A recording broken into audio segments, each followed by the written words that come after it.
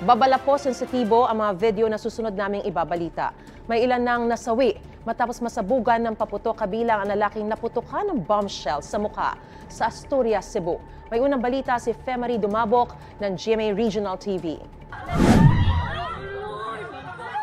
Humandusay sa daan ng 10 taong gulang na lalaki sa Talisay City, Cebu. Tinamaan pala siya sa dibdib ng mga tumalsik na bato nang sumabog ang paputok na Goodbye Philippines. Napuruhan ang kanyang puso at agad siyang binawian ng buhay. Kritikal ang lagay ng isa pang minor de edad habang sugatan ng 3 pa nilang kapitbahay na edad 8 hanggang 17. Ayon sa kapitan ng barangay, nakatanggap sila ng ulat na may lalaking nagtungo umano sa isang bakanting lote habang may dalang 3 Goodbye Philippines. Dunay tao dito ma'am nga nagpabuto nga gikan sa Bulacau, Crusan, kanang tulo pabok ang ipabuto nila ma'am.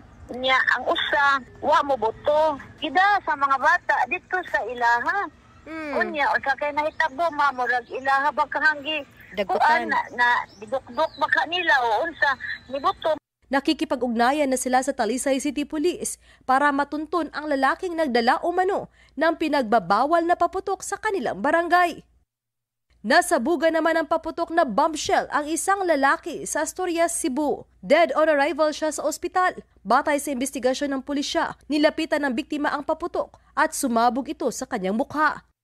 Ganyan din ang sinapit ng 44 anyos na lalaki sa Dagupan City. Ayon sa mga saksi, gumawa ng improvised bombshell ang lalaki sa tapat ng nirerentahan niyang bahay. Naghulog siya ng 5-star pero hindi ito pumutok agad kaya sumilip ang biktima. Nakita namin si kuya, nagpapaputok. Akala lang po namin nadulas siya. Yung po pala may tama na po pala siya nun. Sinilip niya pa po, bigla pong tumama sa kanya yung paputok dito. Hindi naman po namin alam na naputokan na kaagad. Naisugod pa siya sa ospital pero nasawi siya kalaunan. Madami siya kasing sinindihan na 5-star.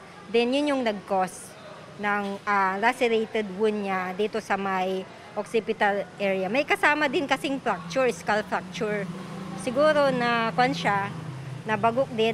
Siya ang ika-18 biktima ng paputok na dinala sa Region 1 Medical Center mula December 20. Pinakabata sa kanilang 8 taong gulang na lalaki sa San Fabian, Pangasinan na nasabugan ng buga noong December 30. Ito ang unang balita. Femari Dumabok ng GMA Regional TV para sa GMA Integrated News.